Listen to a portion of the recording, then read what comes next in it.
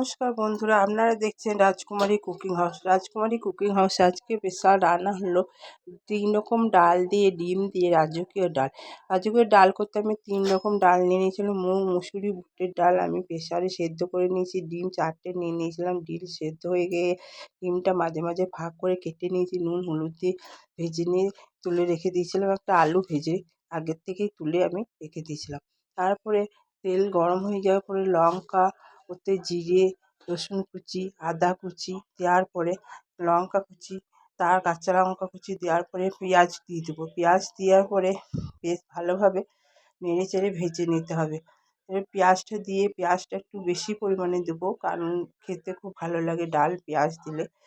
পেঁয়াজ দেওয়ার পরে আবার ভালোভাবে নেড়ে চেড়ে রান্নাটা করে নেবো। রান্না করার পরে বেশ ভালোভাবে একটু বেশ ভাজা ভাজা হয়ে গেলো, সেই পরিমাণ মতন আমি হলুদ দিয়ে দেবো। হলুদ দিয়ে পরে আবার আমি নেড়ে রান্নাটাকে করে নেবো।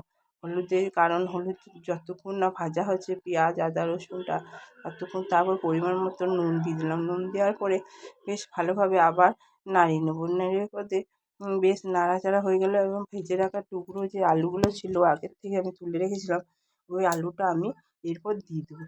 আলু দেওয়ার পরে আলু দিয়ে বেশ ভালোভাবে আবার নাড়িয়ে নেবো। আলু দিয়ে নেড়ে চেড়ে ডালটা সেদ্ধ করে রাখা দিয়ে দেবো। এই সেদ্ধ করে রাখা ডালটা দিলাম। ফুটে আসার পরে ডালটা যেই ফুটে যাবে সেই নেড়ে চেড়ে নামিয়ে নিতে হবে এবং উপরে সেদ্ধ করে ভেজে তুলে রাখা ডিমগুলো দিয়ে দিতে হবে। এইভাবে আমরা রাজকীয় ডাল বা ডিম ডাল তৈরি করবেন, খেতে খুব ভালো লাগে, রুটি এবং ভাতের সঙ্গে খুব ভালো লাগে।